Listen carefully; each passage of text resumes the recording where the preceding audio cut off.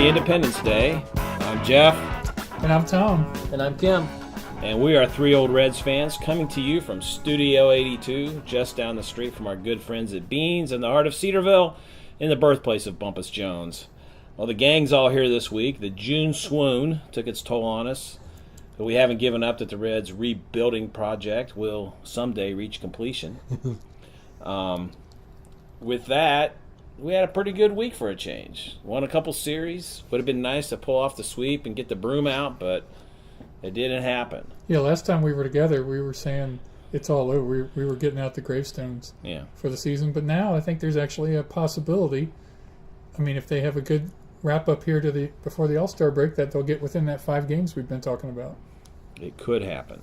It could happen. What do you think, Kim? Are they going to just go out west and fall apart again, or do you think they can go out there and win some games? Is the pitching stabilized a little bit? I believe they're tied with the Padres for the worst road record in Major League Baseball. We're hopeful after a 4-2 week with 2 division-leading teams in the NL Central, the weak NL Central, but they're still leading the NL Central.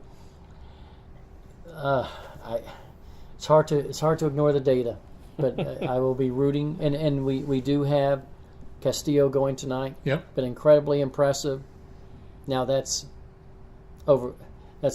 overshadowed by who's going the next night, but right now, 1 game at a time, we'll go with Castillo and hopefully get off to a good start. I always worry about these rookie pitchers, their 3rd and 4th time out, because the scouting reports catch up with them, right? Yep. So I think this is the real test. It's kind of like the Garrett thing, right? It does, but at the same time, this is the first time the team's seen him in person. True. And his forte is that 99, 100-mile-an-hour consistent fastball. Like I said, a little more movement on it. Yeah, and then we get Romano on Thursday. We're going to see what he can do again. Back healthy, been pitching pretty well. So, and then we've got to see what we can get from Homer coming up. Hopefully he will take another stuff. I mean, it hasn't been good at all. I mean, what in the world? I mean, I'll take 5 innings and 4 runs.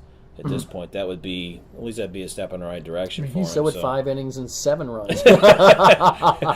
He's given up home runs like Bronson did, right? And yeah. Who would have thought that? Yeah, well, home runs are up everywhere. True. Yeah, I don't know what the exact numbers on that are. It's a juice ball again. They just are flying out. So, one thing I learned this week, and I didn't know this, maybe you guys did.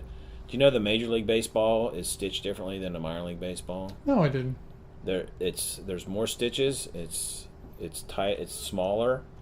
Therefore, it's smoother. It can fly farther. So with the smaller stitching, would that have an effect on the breaking pitches? It should, yeah. I would think so, too. I always used to love balls with big, high seams. In fact, I'd scratch them up before I'd throw, right? Because the higher the seams, the more movement you get.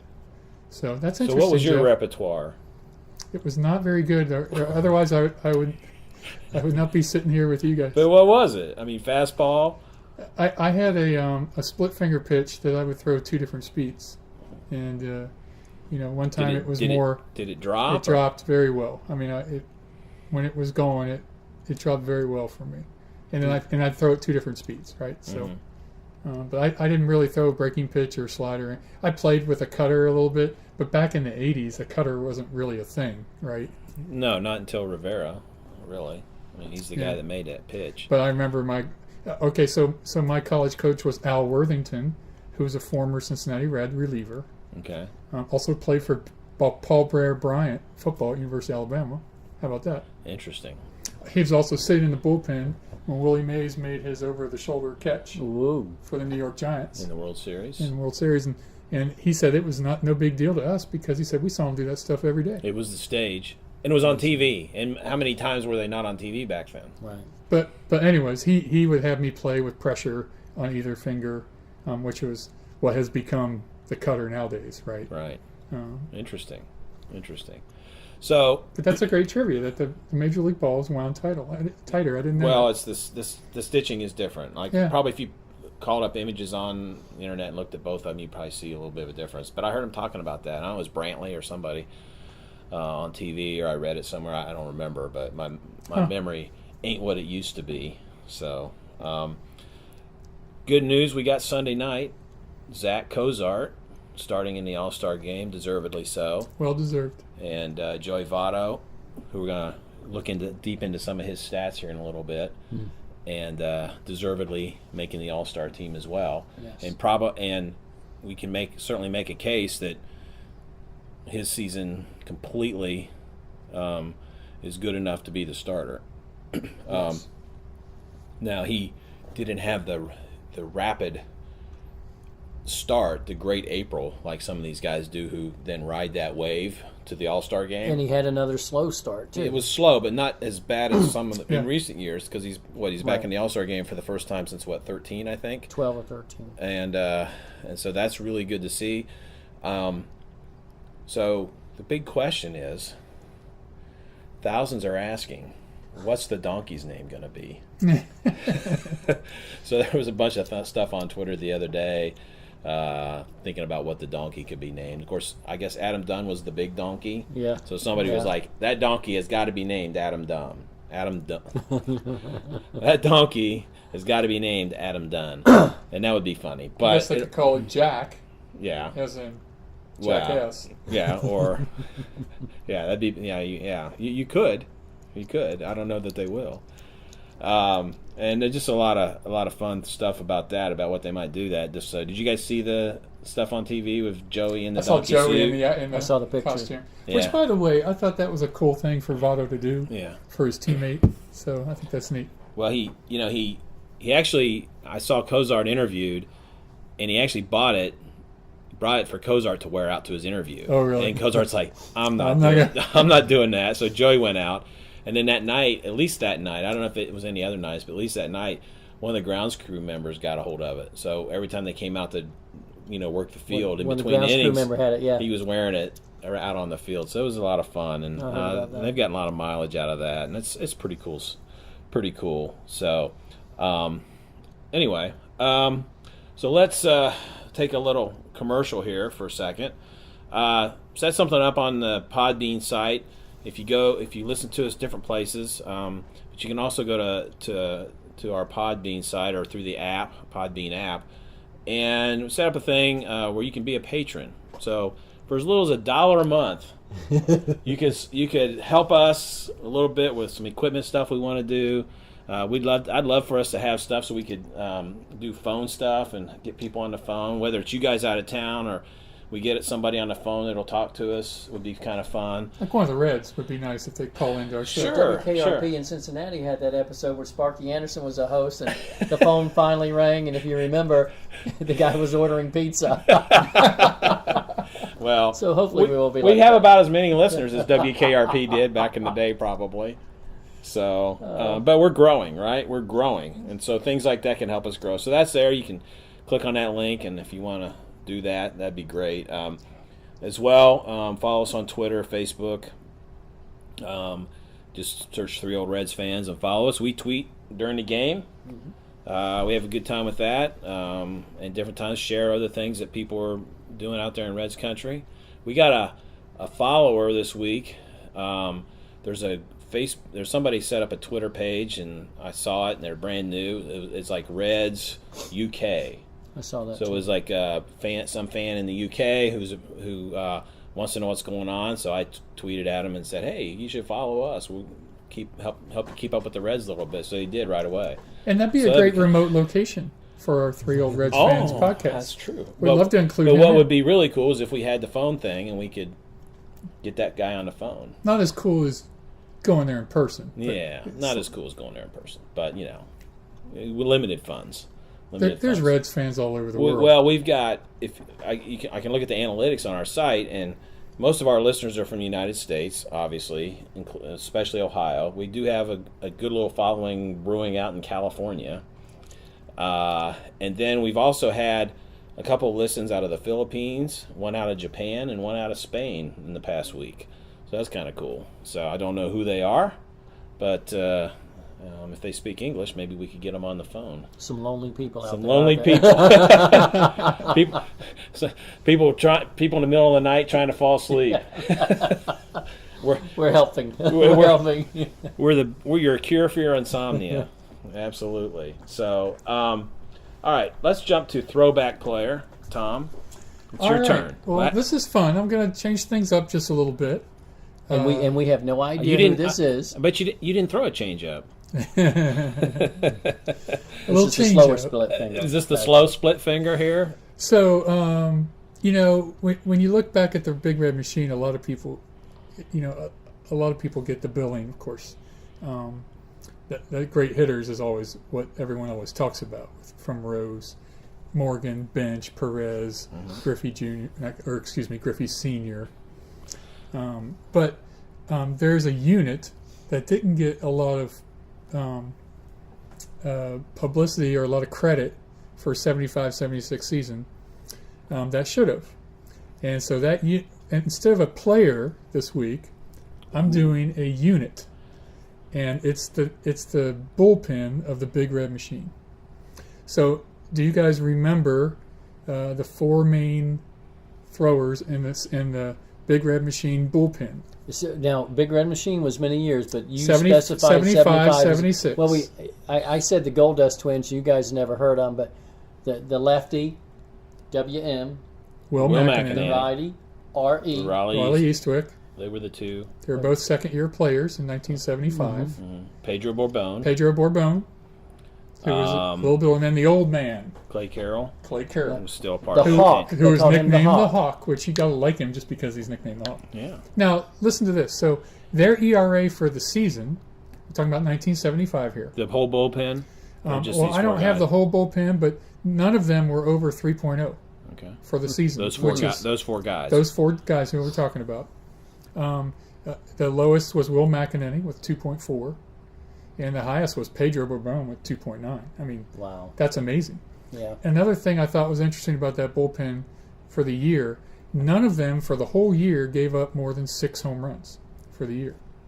And when you're talking about an entire season, and when you're talking with Captain Hook, and you had a lot of appearances. Sparky, yeah, they sure did, and they all had a similar amount of innings, from 90 innings to 125. So Sparky used them all quite a bit. Yeah. And I actually met Clay Carroll when I was little. For one of the guys at my church got us into the what do you call it where they dress? The dressing room? The clubhouse. The clubhouse. Locker room. And I got to go in. I still remember shaking hands with Clay Carroll, the Hawk. Yeah. So I must have been 9 years old or something like that. Were you as tall as him yet? No. Not at 9 years old. Not at 9 years old. Now, it's kind of interesting. These guys, Raleigh Eastwick was only with the Reds 3 years. Mm-hmm. Mm-hmm. Yeah, it didn't last long. And actually had a Red better... Sox? Did he go to the Red Sox? He went to St. Louis. He bounced around all over the place. He lives in Boston now. And actually, his best year was in 1976 when he was 11-5, which is quite a year for a reliever. Mm-hmm. Pedro Borbon... He pitched there. He pitched for the Reds for a number of years. He was there longer than any of those guys. Mm-hmm. He was with the Reds actually 10 years, and had a career with the Reds of 3.3 ERA, which that's pretty impressive. He was steady for a long time. He was like a favorite player back then. Not like the big guys. The brawl between Rose and Harrelson when the dust had settled. He had a Mets cap on his head. Do you remember that? And he took it off and he bit it. True. I don't remember that. Yeah. Well, do you know where McEnany was born? Springfield, Ohio. Is that right? Yeah. That's cool. Yeah. Just a couple other ones here. So Clay Carroll, he's with the Reds 8 years. So he's not quite as long as Pedro, but his ERA with the Reds was 2.7 in 8 years. I think he led them in saves a couple of years. Might have been. And then finally is our local boy, I guess, in Cedarville here, Will McEnany. Let me get to his stats here.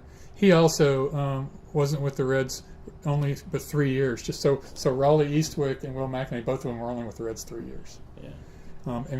And both, in fact, McEnany left after the 1976 season. Mm-hmm. Wow. And he was on the mound at the end of the 75. And who was the last batter? I don't remember, but he flew out to Geronimo. Yeah, I think I remember that. I saw a video of that recently because you always see the picture of Bench jumping up in McEnany's arms, mm-hmm. and you see Geronimo catching the ball, mm-hmm. and then he jumps up with both hands. But I saw recently somewhere, maybe I shared it online, maybe you guys saw it. There was a camera angle from behind home plate, and Bench was jumping in McEnany's arms before Geronimo ever caught the ball. Really? Yeah, they knew he was going to catch Well, it. he had won 4 Gold Gloves. Well, yeah, he wasn't gonna And drop it wasn't it. a hard ball. No, kept it was plenty a of time can to of get in corn. there, just wait. It's just this is the out. Yeah, This yeah, is the stage, as you said earlier. Yeah, and he was jumping in his arms before he ever caught the ball, which tells you how good photographers can be. They're just focused on that. If they're watching that, They you missed. see, bench. they missed that play, and that was Yeah. on the cover of Sports Illustrated and everything Yeah, I else. remember. So Cool. throwback unit this time. I like mean, it. you I got like your it. 85 Bears defense, Right? and you got the 75-76 Reds bullpen. Yeah. Well, Good. the creative juices were flowing there, Tom. Yes, Good job. exactly. So, 7.5 games out of first. Speaking of bullpens, we have a bullpen that's worthy of a team competing. And do you really think revisiting this a little bit? Do you really think that you had a little more time to think about it, Tom? Are we going to get within 5? Okay, so Or if we don't, are we still close enough as long as it's 7 or less? let me still think about this. Who do we have before the All-Star break? I know we're Colorado. away. Going to Colorado and Arizona. 7 games on We the have trouble out The west. Rockies are Amazing. Rockies are 1-9 in their last 10 Yes. games. Really? Yeah, they're So They were They're due killing to it at the bounce back. beginning. yeah, they probably are. They'll probably hit 8 home runs tonight. And it's at No, that's Colorado. tomorrow night. Homer. Oh, well, Yeah. there'll be some fireworks. Okay, so first of all, yes, I still think they have a shot. They keep playing. I mean, you But can. that wasn't his question. But was it the other thing is, in this willing? division, even at 7 games out, you may still have a chance. Yeah. This has Do been a we weak division. do we really try to do something? Do we make roster moves and such to try to? Do we avoid making trades? Do we make trades, whatever, to try to stay in that race, or do we just say, we're sticking with our rebuilding thing? Most likely, one of these other teams is going to take off, and we're not going to be able to catch them. What do you think, Kim? Well, we'll know a lot more in the next 7 games, won't we? But Well, yeah. it really will tell us the direction of the club, because I've been reading that there's the possibility of signing Cozart for 3 years for $30 million. Have y'all heard that? Uh-uh. Which free agency and that's not bad. 10 million million, years, because I don't think Yeah. he'll get a lot more than that, to be honest. And Not if at that's his the case, age. do you keep him? Because Peraza has been incredibly disappointing. Mm-hmm. And Incredibly one of the average. Worst. No, below in terms of his OBP. I think he's like the second worst in the majors. Well, we got Really? two right now. We got 2 8th-place hitters. So yeah, him and Billy. Yeah. So the thing is, if you keep Zach, you're saying, okay, we're in it for the next 2 to 3 years. Because next year I'm hoping they're on the cusp of contending. Not only being competitive, but contending at least for a wild card. And then the next year after that, you got to be even figuring we're going to be in much better shape. Well, I floated the idea to you the other night. Of- We were texting of trading Mesoraco because Yeah. if somebody really thinks he could perform, because he's not doing much, and we got a pretty good offense. It's not that you don't want every good bat you can get, but the question is, could you? Because he's making more than $10 million, so Yeah.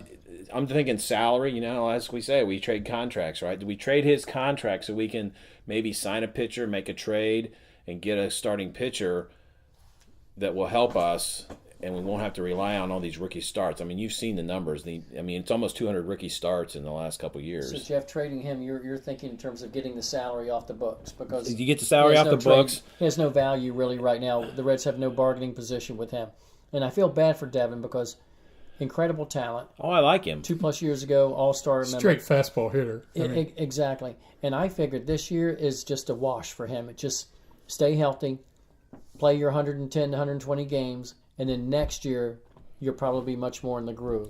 But it's a fair thought, because Tucker Barnhart has been incredible He sure behind has. the plate, has improved at bat, No doubt. and it's a steady presence for that team. Would you rather pay Zach Cozart or Devin Mesoraco, given your choice, in the next 2-3 years?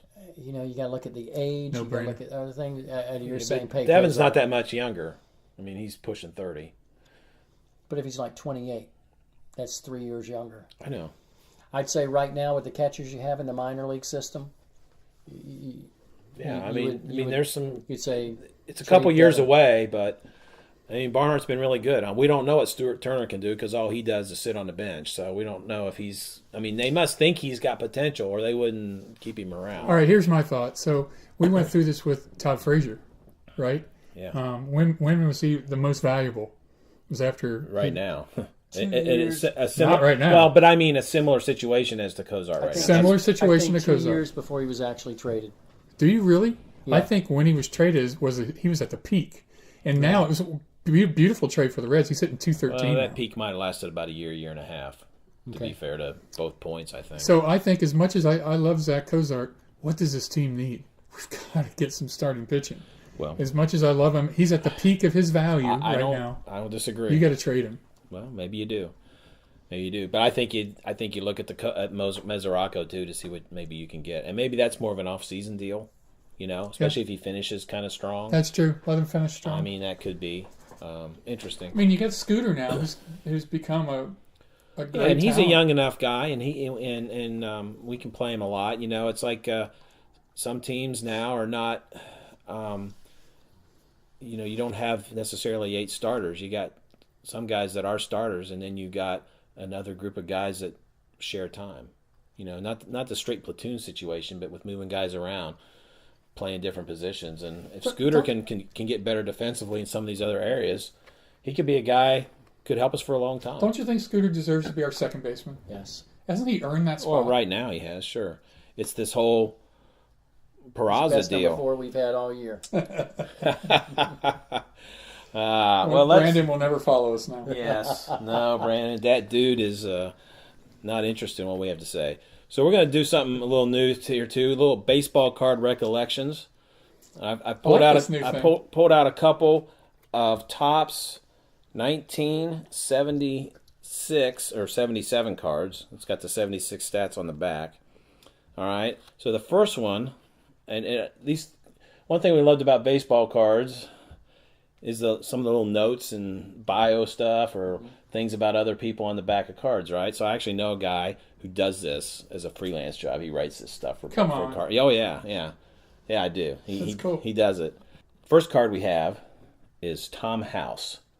Now, we remember Tom House was a pitcher, pitched for the Braves from 71 to 75. And then Dodgers, too? And then I don't remember. This card, I don't have all his numbers looked up. I think he finished with the Dodgers. He might have. Definitely pitched for the Dodgers. But then did he? Well, remember he caught a ball? Oh, but that was when he was pitching for the Braves. That's right. But I think he was with the Dodgers. He might have been with the Dodgers later. This card is of him with the Red Sox. He pitched for the Red Sox in 76. Mostly a reliever. I mean, he's always a reliever. He had 103 innings in 74. So the thing about Tom House, so what did Tom House do that you mentioned, Kim? Caught the famous home run ball 715 by Aaron. Okay. He was in the bullpen. Mm-hmm. All right. So guy has a major league career, and this just I think this is funny. Maybe you won't think it's funny. A bullpen mainstay the past 3 seasons, Tom's greatest baseball thrill was catching Hank Aaron's 715th home run in Atlanta bullpen for 874. Can throw hard. So I just get a kick out like guy has a major league career and his greatest thrill was catching a home run in the bullpen, even though it was the most watched home run in history maybe. Yeah. I just thought it was kind of funny that was his greatest thrill was catching that. Monday night. It was Monday night game of the week. Yeah, and now whether that and so this guy that wrote this, whoever wrote this on the back of the card, did they actually ask Tom House that? I don't know. Can throw hard. And by the way, he can throw hard. He can throw hard. Which I don't remember him as being a hard thrower. But well, and then he made a name for himself, as a pitching coach for the Braves. Coach, yep.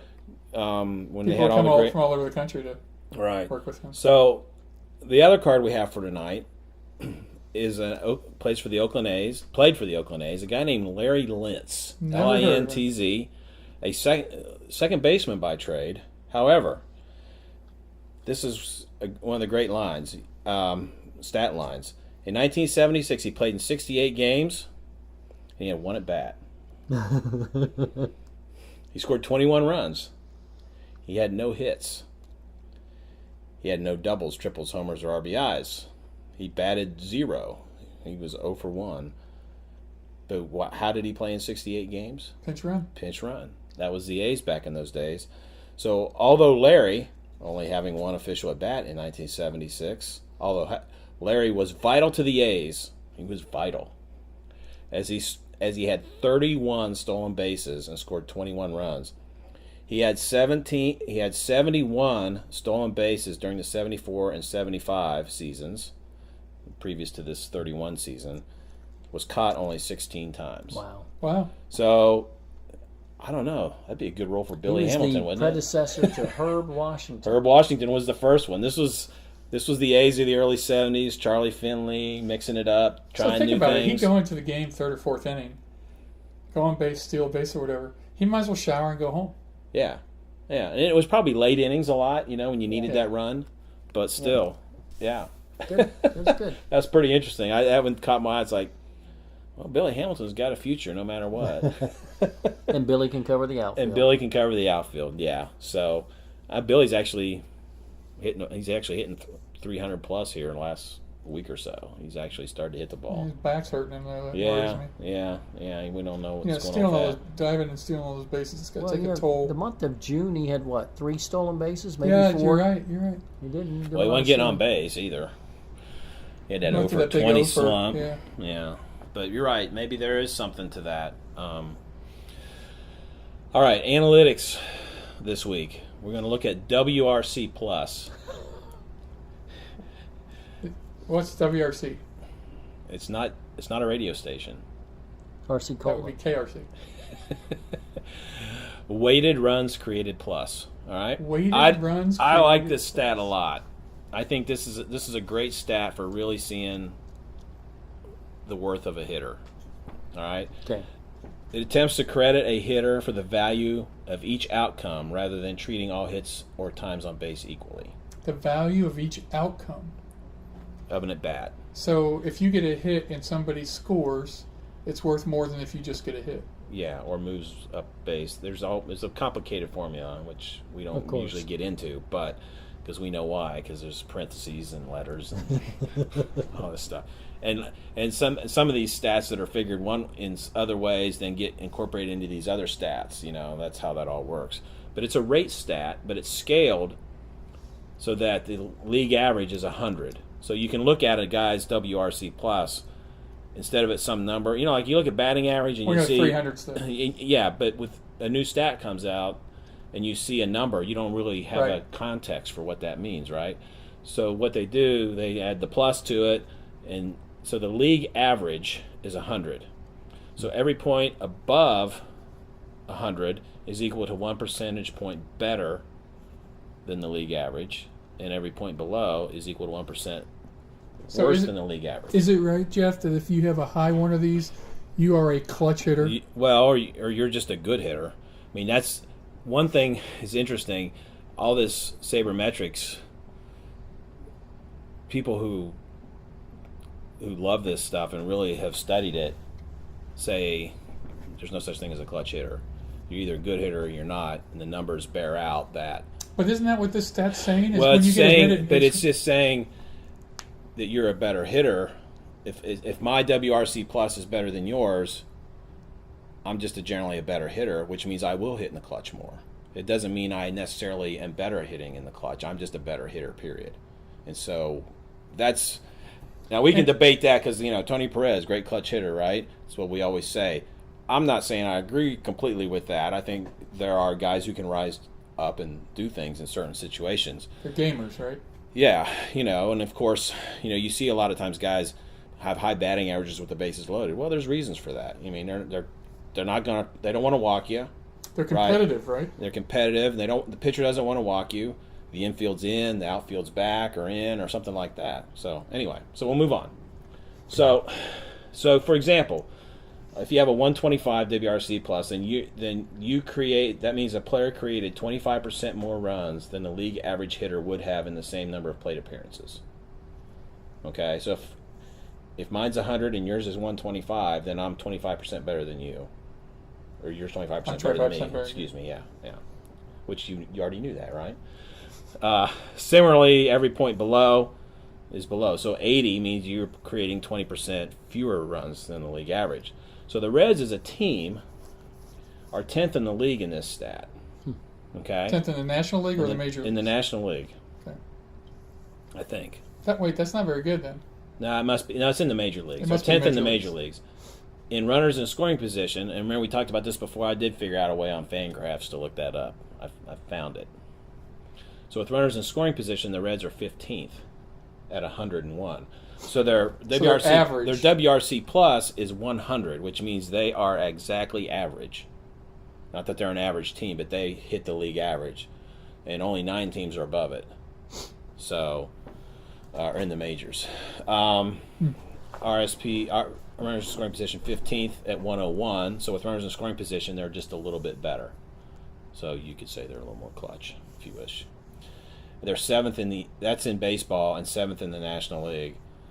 To look at a stat we're more familiar with, batting average, we're 12th in batting average at 264, and 7th in the NL at 264. So in WRC plus, this weighted runs created plus, this rate that looks at all kinds of stuff and says how good are you, we're actually better than we are in batting average, which leads to the point that batting average, while batting average matters, is not the end-all be-all stat thing that we've always looked at forever, right? So we're only batting 264, so we're not hitting 270. So I don't know what that means, but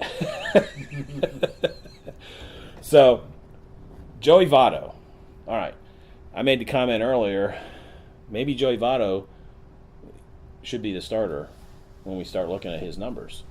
Okay, so the numbers that were the traditional baseball numbers we measure a guy by, right? Mm-hmm. Joey Votto, 23 home runs, 5th in the majors. RBIs, he has 59. He's 9th. He's batting .316. He's 12th.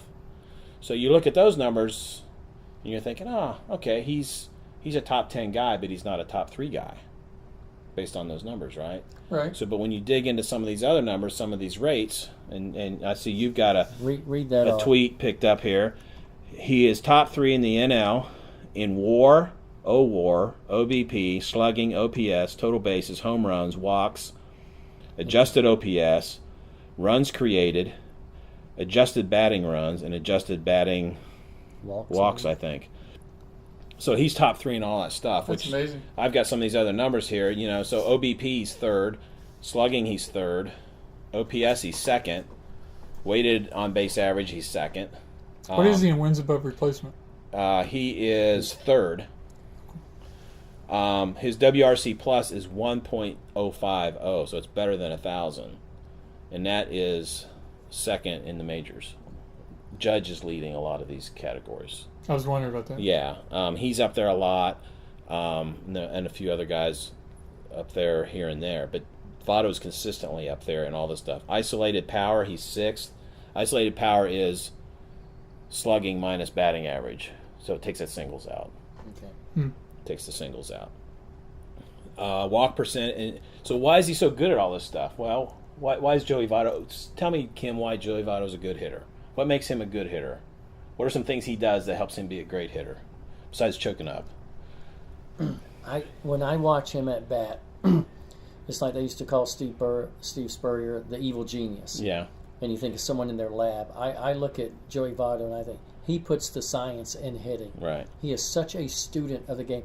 And he hasn't done it the past couple of years, but remember how he would go ballistic at the umpires? Yeah. Just he like looks that? at him now, but he doesn't go as ballistic. But it was just like that. Mm-hmm. It's because he was so dialed in on the pitch, the moment of that pitch, not just the at-bat, that pitch, and he's just so focused on his craft. Okay. I think he's so good because he gets a good pitch to hit. Right. He waits.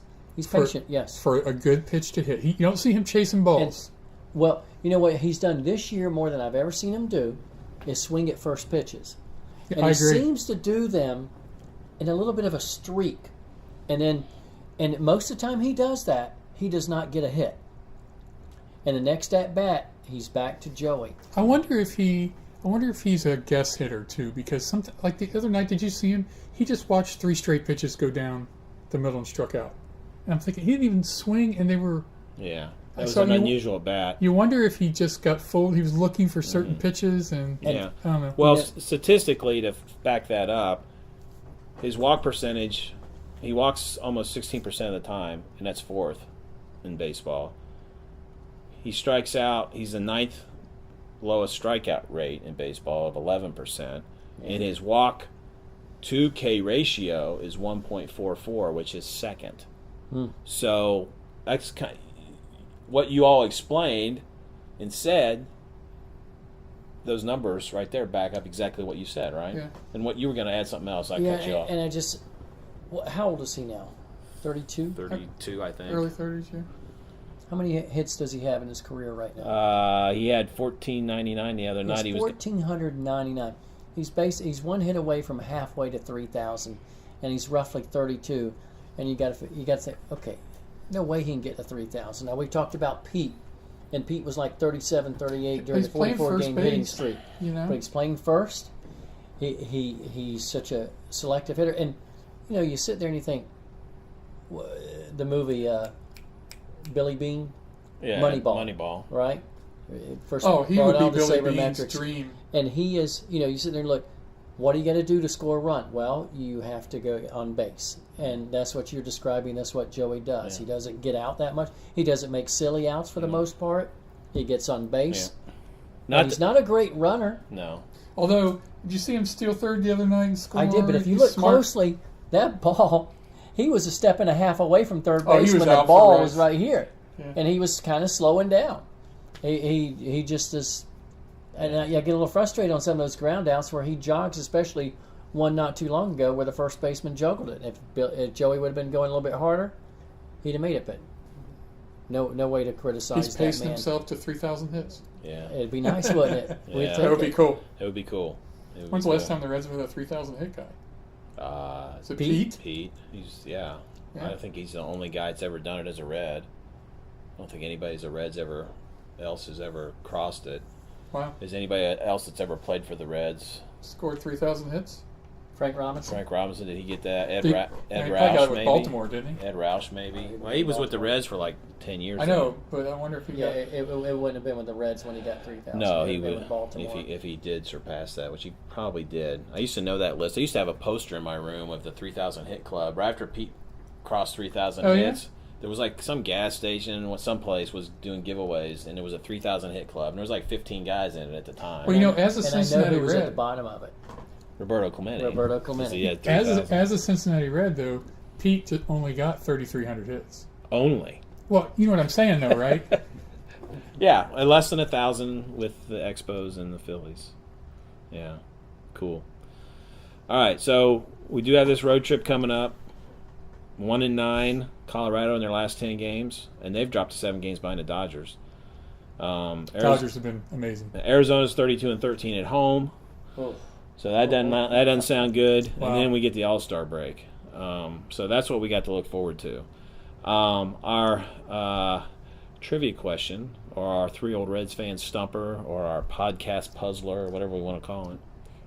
Last week, what was the original name of Crosley Field? I think my dad said he knew this answer when he was on the show last week, but I didn't let him give it. And then I forgot to double check with him after we were done recording if he really did. So it was named after Hal Crosley eventually because he was a big businessman in Cincinnati. Put a lot of money and stuff. So you guys don't know? And by the way, your dad, Mr. Gilbert, probably the greatest person to ever be on this podcast. He did. With no offense to you two. It was great. Let's just say that Tom and I both have shared, and I texted you this because I listened to it in San Diego. That was the best podcast episode we've had with your daughter. Well, what are you guys doing here? I should have got them back. I wouldn't blame I'm you. just kidding. Wouldn't blame you if you did. I'm just kidding. I listened. Yeah. So Redland Field was the name of it. Huh. The ballpark they had before that was called the Palace for the Fans. I remember that. And then this There's was just- called Redland Field, and then later named Crosley There was just a Field. picture on Instagram about a Palace of the Fans with all the fans sitting up on a hill. Yeah. They showed them. Yeah. Hats, Cool. All right, guys. Well, I think we've covered about all the ground we need to cover. Do you What, you want got the- one more? Do you want the Trivia new? question, right? the Oh, new that's right. 3 That was Old quick. Reds That was fans quick. stumper of the week. My bad. My bad. Okay, the stumper of the week, and this is Cincinnati Reds record 3-year-old Reds fan stumper. Maybe we should do another one. It's hard to say. You like podcast puzzler? Trivia Podcast question. Puzzler's I like, pretty good. right now, I like trivia question. Okay. Trivia time. Who holds I'm looking for the alliteration. Anyway, who holds what? Who holds the Cincinnati Reds team record for at-bats per home run? In other words, they hit more home runs Home run per frequency. at-bat than any other Cincinnati Red in A history. minimum of how many at bats, Tom? It doesn't say. But this is somebody that you will know. So it's not a long time ago. It's someone I that- have a good idea. I think I know. And it's I someone that might surprise our listeners. Maybe not surprise Jeff Gilbert. Well, I don't know. Maybe. Well, the way you say that, then maybe I'm barking up the wrong tree. The most home runs per Per at at Home bat run in frequency. Cincinnati Reds. Yeah, frequency of home runs in Cincinnati Reds history. Can we go ahead and guess right now? Do you care? Well, no, because then All right. you're giving our listeners. Okay. All right. Well, we'll talk about it when we get off the air here. Yeah. Okay. All right. Not, Yeah, once we get off there and go to Mike and Mike, and we're no longer on the air, we can talk about it. All right. Can I close the show now, Tom? Is that good? I Are we think done? we've covered Have we everything. covered everything? I think we have. Okay. All right. Well, join us next time. Most likely our next show will be post All-Star game. The donkey will have a name, hopefully.